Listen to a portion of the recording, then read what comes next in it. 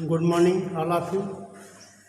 Yesterday, I have told you the syllabus of modern world history, and today I will discuss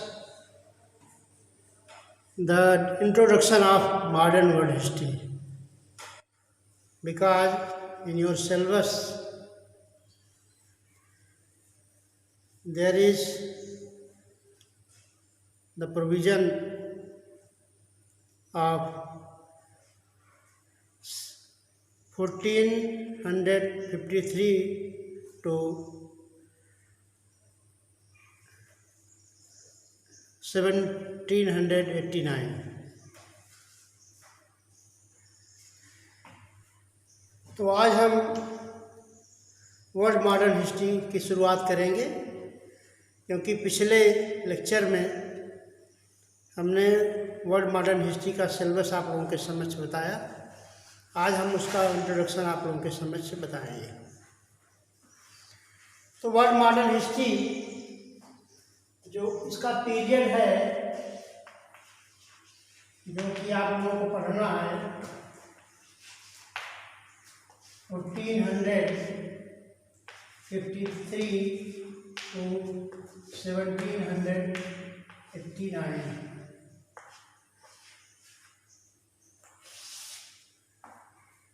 1453 से लेकर के 1789 तक आप लोगों को के कोर्स में है, यही पढ़ना है।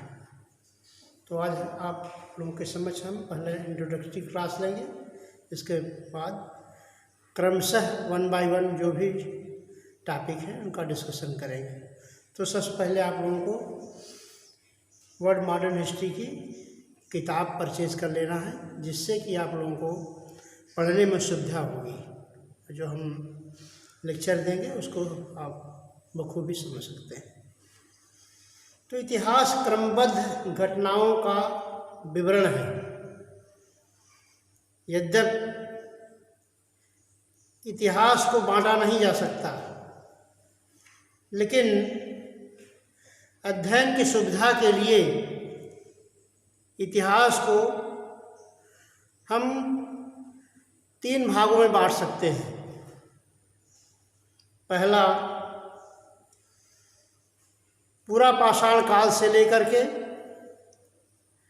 400 ईस्वी तक, जिसको प्राचीन इतिहास के नाम से जानते हैं। दूसरा है 400 से लेकर के 1453 तक के इतिहास को मध्य युगीन विश्व इतिहास के रूप में जानेंगे। तथा तीसरा 1453 से लेकर के 1700 आधुनिक काल तक, लेकिन आप लोगों को 1789 तक पढ़ना है, लेकिन घटनाओं का विवरण जो है 1453 से लेकर आधुनिक काल तक को हम यूरोप आधुनिक युग के रूप में जानते हैं। तो 1453 से लेकर के 1789 तक इतिहास का आप लोगों को पढ़ना है। 400 से लेकर के 1453 के बीच में 2 क्रमों में बांटा गया है, जिसमें पूर्व मध्ययुगीन इतिहास तथा पूर्व मध्ययुगीन इतिहास को 400 से लेकर 800 तक, तथा 800 से लेकर के 1453 तक उत्तर मध्ययुगीन इतिहास। इसके बाद 1453 के बाद का इतिहास जो है आधुनिक युग के रूप में जाना जाता है। तो अध्ययन की दृष्टि से हमको 3 भागों में बांटा जा सकता है। पहला जो है पूरा पाषाण काल से लेकर के जो है 400 ईस्वी तक, पूरा पाषाण काल से लेकर के 400 ईस्वी तक, 400 ईस्वी तक, पूरा पाषाण काल से लेकर 400 ईस्वी तक, इसको हम प्राचीन इतिहास के रूप में जानते हैं, एंशिएंट हिस्ट्री के रूप में जानते हैं, ancient world history, ancient world history.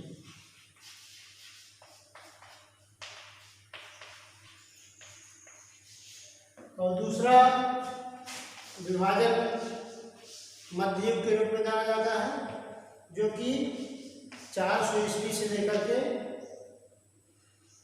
ये जो है 1453 तक, इसको हम मेडुअल हिस्ट्री कहा जाता है। मेडुअल हिस्ट्री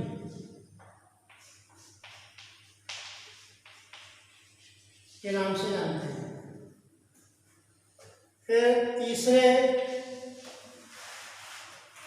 क्रम को हम 1453 से लेकर के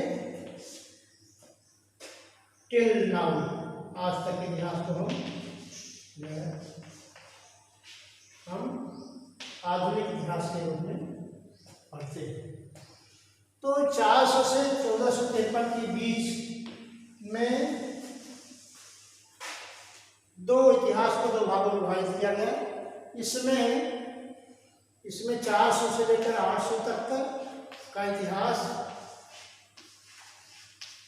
पूर्व मध्य युग को हम क्या जानते हैं? पूर्व मध्य युग, पूर्व मध्यकालीन इतिहास। इसके बाद 800 से लेकर के 1453 तक के इतिहास को हम उत्तर मध्यकालीन इतिहास के रूप में जानते हैं। मीन्स पवित्र रोमन सम्राट पर ऑटोमन तुर्कों की विजय तक के इतिहास को हम जो है पूर्व मध्य के इतिहास के रूप में जानते हैं कि 1453 से लेकर के आज तक के इतिहास को आधुनिक विश्व के इतिहास के रूप में वर्णित किया गया है। 15वीं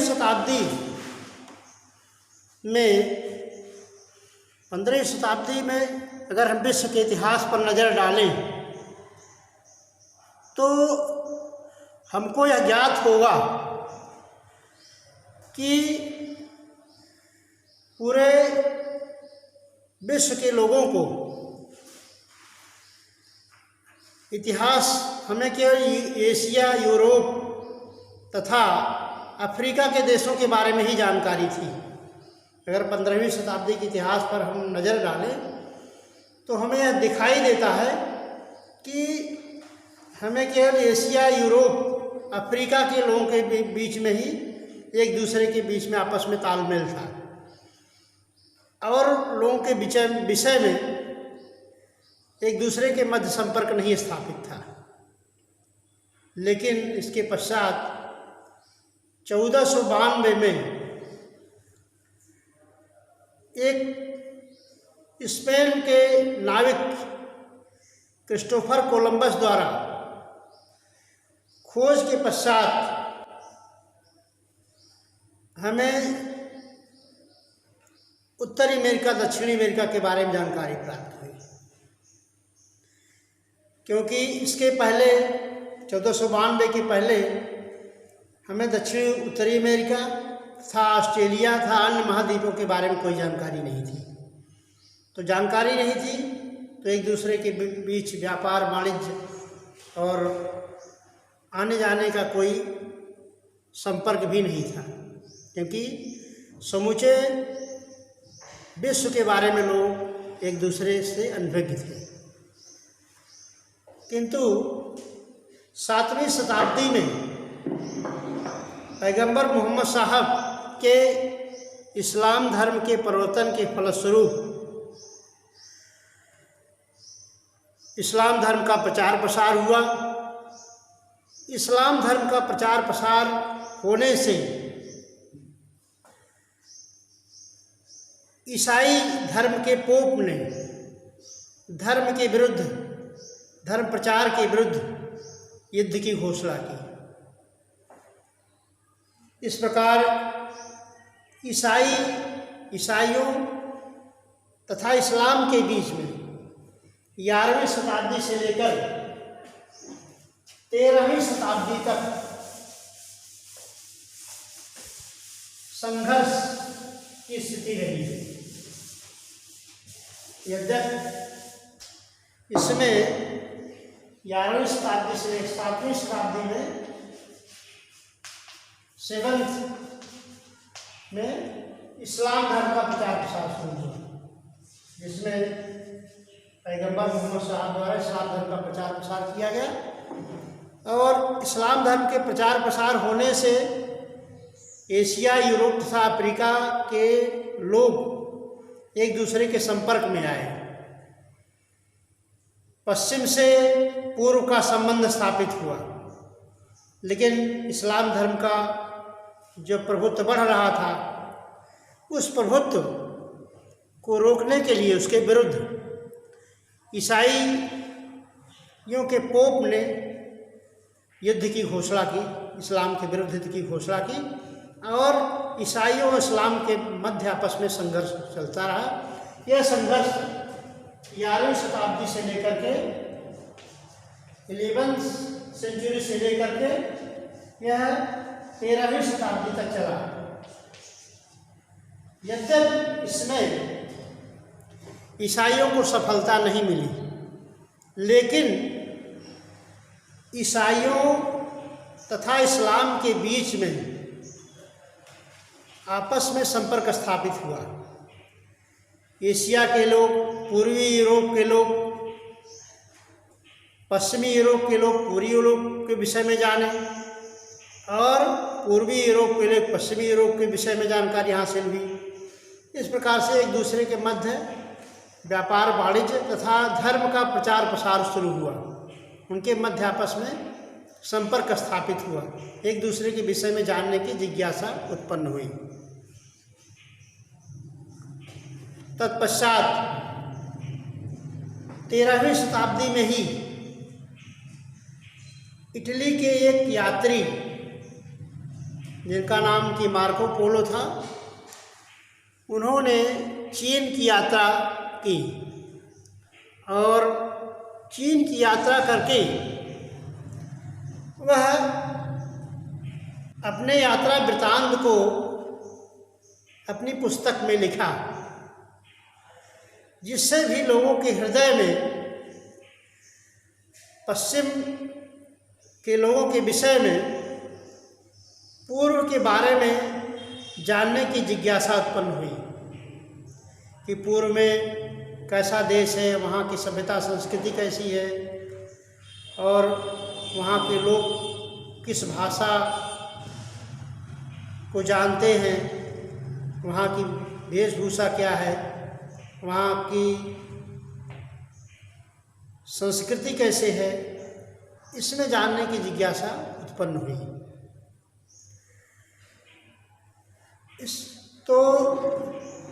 इसके पश्चात भौगोलिक अन्वेषण हुए, तमाम साहसिक यात्राएं शुरू हुई, जिसमें स्पेन के एक नाविक, जिसका नाम क्रिस्टोफर कोलंबस था, उन्होंने 1492 में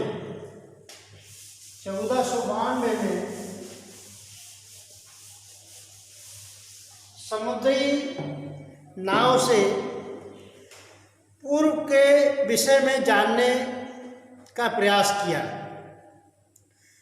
यह जो है 1492 में, जिसका भी नाम था क्रिस्टोफर कोलंबस।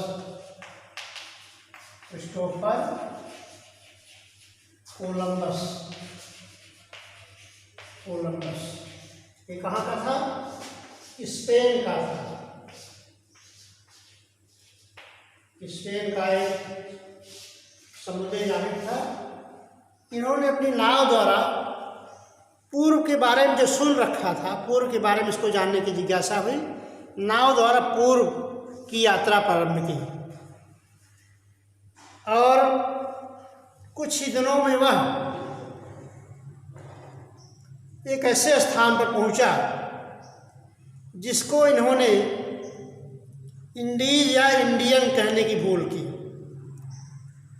लेकिन बाद में इसको पता चला कि हमने इंडिया हम नहीं पहुँचे हैं।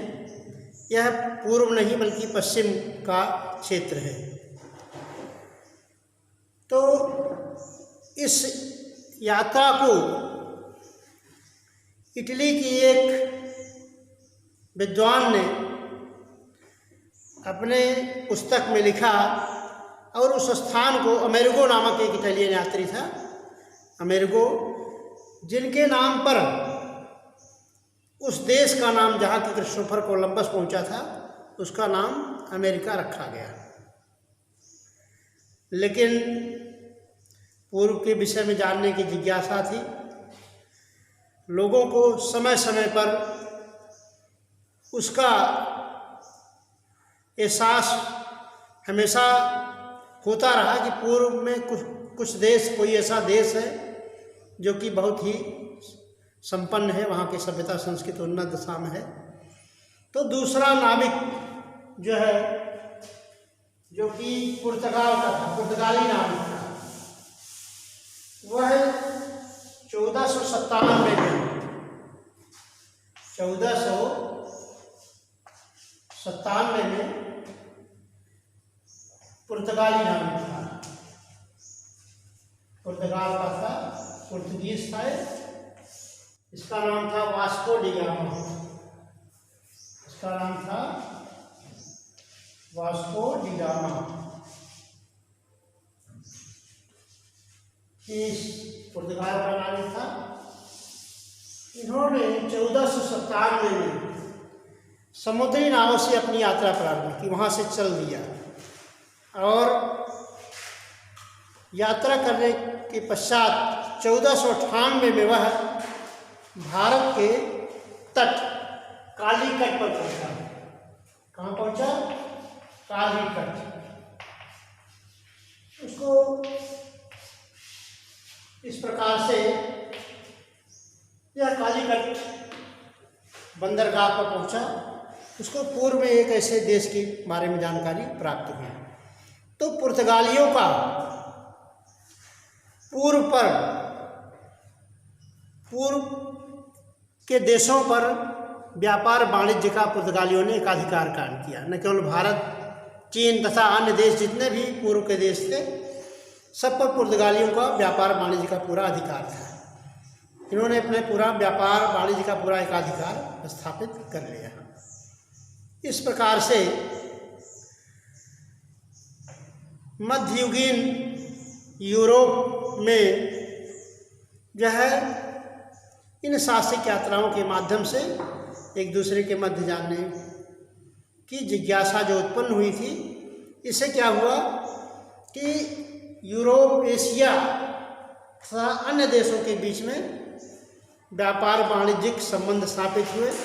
उनके बीच कला, संस्कृत, साहित्य का आदान प्रदान हुआ तथा एक दूसरे के विषय में इन लोगों को जानने की जिज्ञासा जो उत्पन्न हुई थी, उनके विषय में इन्होंने जाना, उस सभ्यता संस्कृति को आत्मसात किया और वहाँ की सभ्यता संस्कृति से बखूबी परिचित हुए।